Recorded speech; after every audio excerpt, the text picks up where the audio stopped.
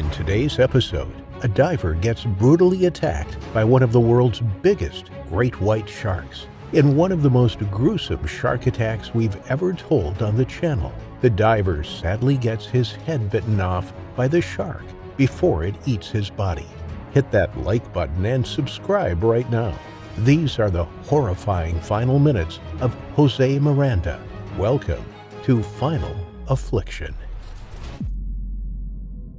The Chilean abalone, popularly known as locos, is a species of large edible sea snail native to the Pacific coastlines of Chile and Peru.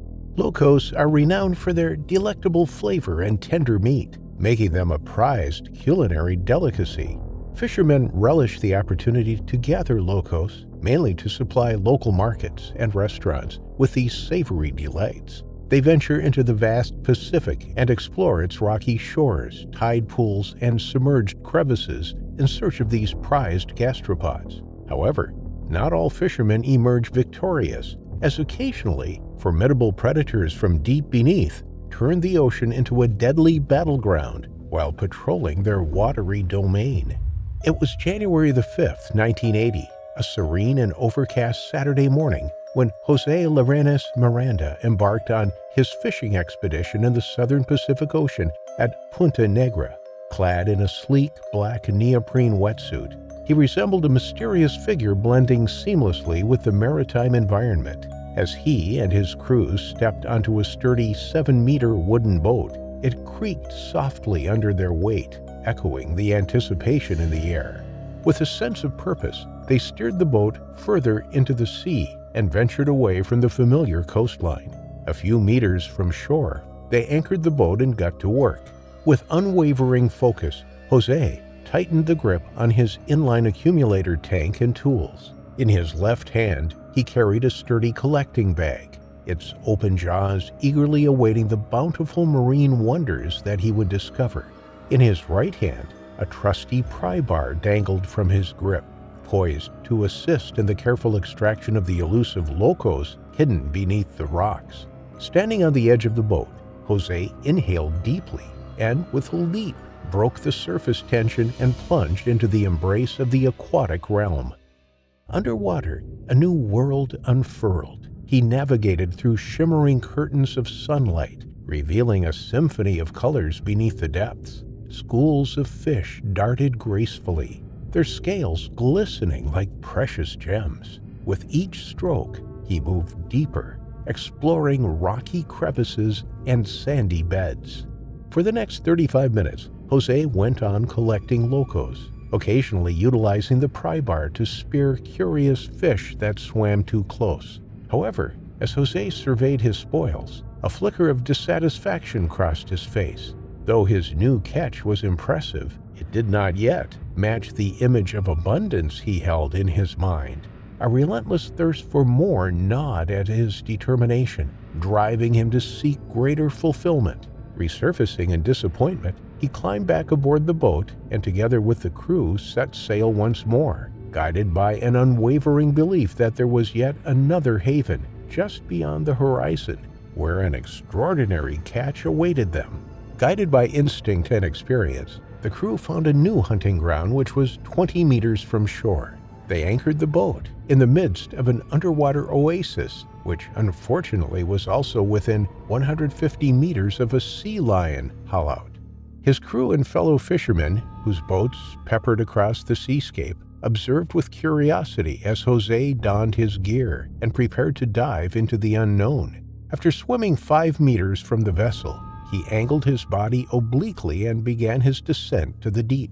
However, a minute into his voyage to the seafloor, Jose's peaceful dive was shattered by a sudden surge of violence. Jose turned to his left, only to be met by the open mouth of an ancient predator whose sleek form had silently sliced through the calm water, a massive great white shark. He instinctively raised his left hand to shield himself from the onslaught of the relentless shark, who clearly wanted to eat him. But fate had cruel intentions, and the shark's voracity could not be stopped. A clash of wills ensued, a life and death struggle in the watery realm. In a gruesome display of violence, the predator's jaws clamped, enclosing Jose's left arm and head within its mouth. Its razor-sharp teeth tore through his flesh, tearing chunks of his upper torso and left arm away. In the midst of the struggle, the predator sank its teeth into Jose's inline accumulator tank, but it was unable to puncture it. The shark clamped down with more and more pressure until suddenly the tank gave in and exploded. His crew and the other fishermen watched from their boats as a gory mess of red bubbles began to ascend from the depths. At that chilling moment, they watched as the head of a colossal shark broke the water surface, revealing its presence a mere 3 meters from Jose's boat. The scene that unfolded before the horrified onlookers was nothing short of a nightmare. Dangling eerily from the beast's menacing jaws hung the remnants of Jose's decapitated upper torso, left arm, and shoulder, which were connected only by a fragment of his shredded wetsuit. In that grim moment, time seemed to stand still as the fishermen grappled with the shock and horror that enveloped them. The air grew heavy with an indescribable mix of disbelief, anguish, and primal fear. With a sense of urgency and determination, nearby boats swiftly converged upon the harrowing scene as the relentless shark continued its menacing dance, circling the lifeless body and periodically mouthing it as a grim display of dominance. The motormen aboard the approaching vessels, driven by a mix of instinct and courage, unleashed the roaring power of their motors in a desperate attempt to deter the predator. The group of revving engines echoed across the water, creating an act of defiance in the face of primal terror. Their efforts yielded partial success as the shark momentarily veered away, providing a narrow window for the crew aboard Jose's boat to recover the mangled body. They grappled with the weight of their fallen comrade. However, the shark's insatiable hunger could not be quelled. It seized an opportune moment and lunged once again, this time targeting the body's right arm in a desperate attempt to reclaim its prize. But it didn't stop there. The shark swam about 15 meters from the boat and, in a heart-stopping spectacle, surged forward and tried to ram the boat at high speeds, its head thrust out of the water with its menacing jaws agape. The boat quivered under the immense force, twisting it with a powerful force that turned it 90 degrees, a testament to the raw strength of the predator and its willingness to protect its kill. Desperate to evade the relentless predator, the boatman frantically ignited the motor, hoping to steer the vessel to safety. But once again, with astonishing force, the shark launched a series of violent thrusts, ramming the prow of the boat with its formidable head. The impact reverberated through the vessel, threatening to shatter the thin barrier between life of the crew and the abyss below. The crew on board held their breaths as their bodies trembled from the ordeal. The shark's snout was even with the prow of the boat, and its tail was seen to extend about a meter beyond the stern. Its width matched that of the boat, showing just how big it was. As the boat's engine purred to life, the boatman skillfully guided the vessel towards shallower waters in a last-ditch effort to outmaneuver their relentless pursuer. But glancing over their shoulders, the shark was still in hot pursuit. Fortunately, its relentless pursuit led it into treacherous, shallow depths. And there, in a moment of defeat, the predator's voracious journey came to an unexpected end as its massive form became grounded, its predatory prowess foiled by the changing tides. In a surge of collective relief, the crew seized the opportunity and their chance for survival and hastily abandoned their vessel before the shark could free itself. Just as the last crew member had safely made it out of the water onto land, the shark had thrashed its way back into deeper water and disappeared. An autopsy on Jose's body at the Los Vilos Hospital on January 9, 1980, showed decapitation at the 7th cervical vertebra, including amputation of the shoulder and left arm.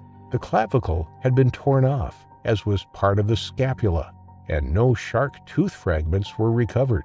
It was estimated that the great white shark responsible for the fatal attack on Jose Miranda was more than 7 meters long, which would make this shark one of the biggest recorded great whites in the world.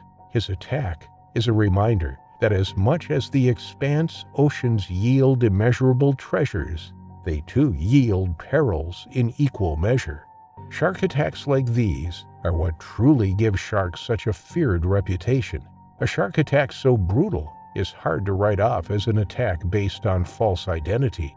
The shark knew what it was hunting and seemed to enjoy the taste. Sadly, for Jose Miranda, he was one of the few who came face to face with one of the most ferocious predators in the ocean.